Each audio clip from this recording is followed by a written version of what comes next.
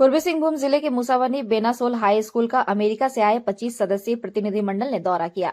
America से आए प्रतिनिधियों ने स्कूल की शैक्षणिक गतिविधियों को देखा व समझा।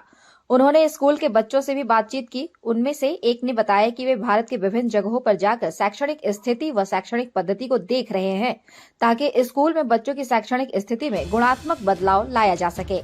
उनका भारत आने का सिर्फ एक ही मकसद है कि सुदूरवर्ती गांव देहात में रहने वाले बच्चों को अच्छी शिक्षा दिलाना है, साथ ही गांव की शैक्षणिक स्थिति को मजबूत बनाना है। इसके लिए वे स्कूल प्रबंधन को हर तरह से अपनी मदद भी प्रदान करेंगे।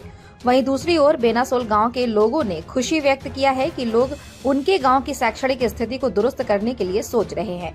गांव के समस्त ग्रामीणों ने भी उन्हें हर तरह से सहयोग देने की बात कही।